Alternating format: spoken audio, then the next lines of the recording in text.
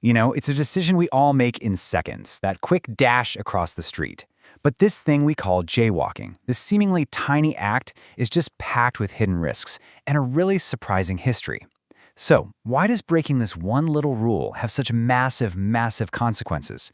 Let's get into it. I mean, come on, we've all been there, right? You're in a hurry, the crosswalk seems like it's a mile away, and you get that little voice in your head, I could just dash across right here. And in that split second, your brain does this little risk calculation. But here's the thing, as we're about to see, that calculation is often dangerously flawed.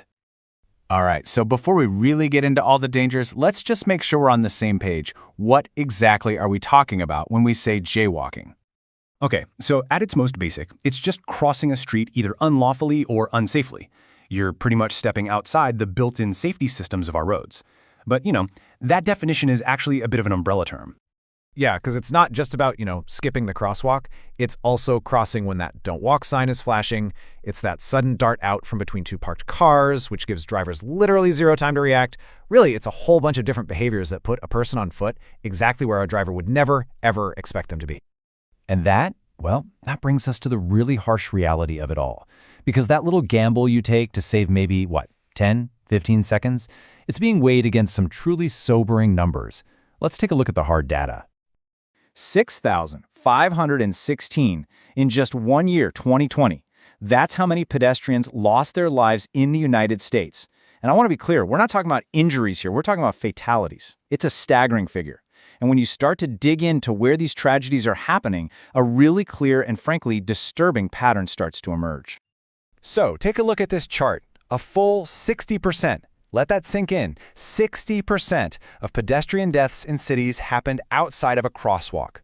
This tells us loud and clear that the vast majority of these fatal incidents are happening in the exact places where people are choosing to jaywalk.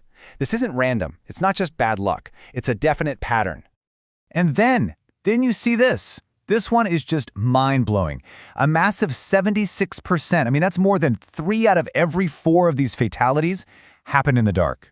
When you combine low visibility with someone crossing where they're not expected, wow, it's just a complete recipe for disaster. It multiplies the danger like you wouldn't believe. And that is exactly why the location matters so much. When you decide to jaywalk, you're often stepping into much faster-moving traffic. See, away than intersections, drivers just are not mentally prepared to see a person in the road. And that combination, that mix of higher speed and total surprise, that's what makes these collisions so incredibly severe. But here's something we don't often think about. The danger doesn't just stop with the pedestrian and the first car. A single person jaywalking can set off this whole cascade of consequences. It's like a ripple effect that spreads out and impacts the entire traffic system in ways most of us probably never even consider. Okay, just picture this chain of events for a second. Someone steps out into the road, seemingly out of nowhere. The first driver sees them and slams on their brakes, or maybe they swerve hard to avoid them. Well, what about the car behind them? They have no time to react. Boom, you get a rear-end collision, or maybe even a whole multi-car pileup, all from one person's split-second decision. And the impacts, they spread even wider than just that. We're talking about massive traffic jams, the very real psychological trauma for the drivers involved, and what if an ambulance or a fire truck gets blocked? Those are all very real possibilities. But, maybe the scariest effect of all is that it just normalizes this risky behavior. It teaches kids, especially, that the rules of the road are, optional. So this really brings us to the million-dollar question, right? If the dangers are this obvious, why on earth do we still do it? Why is jaywalking so incredibly common? Well, the answer isn't simple. It's actually a really complex mix of our own personal choices and, this is super important, the design of the world around us. Okay, so on one side of the coin, you have all the individual stuff. Convenience is a huge one, right? We all want the fastest, shortest route. We get impatient. And honestly, we're just not very good at judging the real risk involved. But then on the other side of that coin, sometimes the problem is the city itself.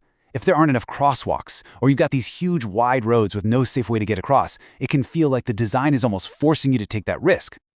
Now, you might think, legally, what's the big deal? Jaywalking is usually just a minor infraction, kind of like a parking ticket. But if an accident happens, whoa, everything changes.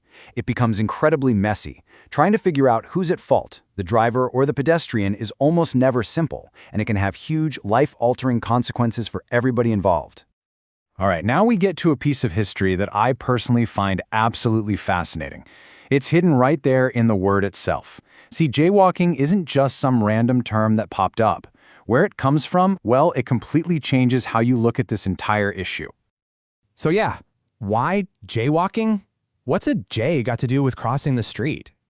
Well, it turns out that back in the early 1900s, jay was slang. It was a derogatory term, basically, for a country bumpkin, someone who was seen as naive or foolish, who just didn't get how things worked in the big city. It was an insult, plain and simple. And here's the real kicker. The term jaywalking wasn't an accident. It didn't just appear out of thin air.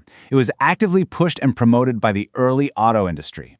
It was a PR campaign designed to shame pedestrians, to make them look foolish. The whole goal was to shift the blame for accidents away from drivers and onto people on foot, and in doing so, to completely rewrite the rules of the road so that cars would rule. I mean, it was a deliberate act of social engineering. Wild, right? So where do we go from here? How do we make our streets safer for everyone? It really comes down to a three-part approach.